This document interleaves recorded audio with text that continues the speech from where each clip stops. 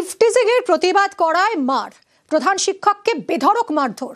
মালদার মানিকচকের এনায়েতপুরের ঘটনা কি ঘটেছে জানবো সেবকের কাছ থেকে। সেবক, কেন এভাবে মারধর করা হলো প্রধান শিক্ষককে, এই ঘটনা সম্পর্কে জানাও।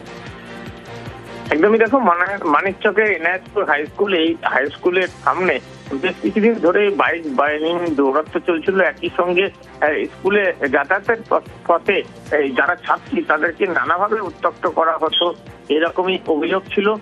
আগেও বেশ কয়েকবার সতর্ক করা হয় এই বাইক বাহিনীকে। যারা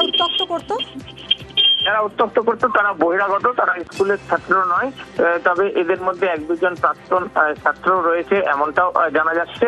আজকে প্রধান শিক্ষক বদিউজ্জামান এ নিয়ে যখন প্রতিবাদ করেন, সতর্ক করেন, সেই সময় বহিরাগত যুবক, তারা সংখ্যায় 3 জন ছিল, তারা পাল্টা তেড়ে যায় এবং ধাক্কাধাক্কি করা হয় প্রধান শিক্ষককে। শুধু তাই নয়, মাথা ফাটিয়ে দেওয়া হয় বলে অভিযোগ। এরপরে প্রধান শিক্ষককে চিকিৎসার জন্য স্থানীয় হাসপাতালে নিয়ে যাওয়া হয়। গোটা ঘটনায় অভিযোগ দায়ের করা হয়েছে মানিকচক থানায়।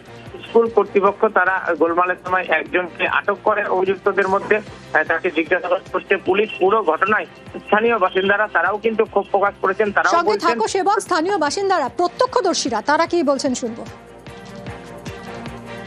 3টা ছেলে আসলো, বাইক লাগিয়ে ওইখানে দাঁড়িয়েছিল। তারপর স্যার বাইকের ছবি তুললো। ওই ছেলেটা গিয়ে স্যারের সঙ্গে তর্ক লাগলো, ছবি কেন তুলছো এরকম করতে করতে বা স্যার ওকে বোকা টোকা দিল, বা দুইজনের মধ্যে ধাক্কাধাক্কি শুরু হলো। যখনই ধাক্কাধাক্কি শুরু হলো, হেড স্যারকে বাইকের চাবি নিয়ে মেরেছিল। এখানে তো রক্ত বেরিয়ে গেছিল। কারা এই ছেলেগুলোকে এইভাবে উত্ত্যক্ত করে সবাই? দেখছি প্রায় এরকম 10টা বাজবার সব বাইক নিয়ে এখানে ঘোরাফেরা করবে। সেবক, বেশ কয়েকদিন ধরে এরা এভাবে উত্ত্যক্ত করতো, তো এই প্রধান শিক্ষক কি এর আগে কোনো রকম অভিযোগ জানিয়েছিলেন থানায়? দেখো, প্রধান শিক্ষক থানায় অভিযোগ জানাননি। প্রধান শিক্ষক ভেবেছিলেন যে সতর্ক করেই বিষয়টি তিনি নিয়ন্ত্রণ করতে পারবেন এবং যারা বহিরাগত তাদেরকে আজ তিনি স্কুলের সামনে বেশ কয়েকজনকে ধরে তাদেরকে সতর্ক করেন যে প্রতিদিন স্কুল টাইমে কেন এভাবে তারা হাজির হচ্ছে এবং যে ছাত্রীদের যেভাবে কটূক্তি করা হচ্ছে, যেভাবে তাদের উদ্দেশ্যে নানা মন্তব্য ছড়া হচ্ছে, এটা ইফটিজিং এর সামিল। সেক্ষেত্রে তারা সতর্ক না হলে পুলিশের সাহায্য নেওয়া হবে। এরপরে যারা অভিযুক্ত তারা পাল্টা তেড়ে যায় এবং মারধর হেনস্থা করা হয় প্রধান শিক্ষককে। ঘটনার খবর পেয়ে মানিকচক থানা পুলিশ ঘটনাস্থলে পৌঁছয়। এরপরেই এলাকায় বাড়তি পুলিশের নজরদারির দাবি করেছেন স্থানীয় বাসিন্দা থেকে সাধারণ মানুষজন। তারা বলছেন যে হ্যাঁ, বেশ কিছুদিন ধরেই এই ধরনের সমস্যা চলছে, যেটা কিন্তু একেবারেই সমর্থনযোগ্য নয়। বিশেষ করে যাতায়াতের পথে স্কুলে যেভাবে ছাত্রীদেরকে উত্ত্যক্ত করা হচ্ছে, তা নিয়ে কিন্তু এদের বাধা না দিলে সাহস কিন্তু উত্তরোত্তর বেড়েই চলেছে।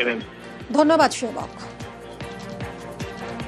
দীর্ঘদিন ধরে বেশ কিছু ছেলেপুলে আমাদের স্কুলের ছাত্র নয়, এলাকারও ছেলে মেয়ে নয়, কিন্তু ওরা এখানে এসে আড্ডা মারে, ইফটিজিং করে। 3টে ছেলে বাইকে করে এসে ওখানে দাঁড়িয়েছিল।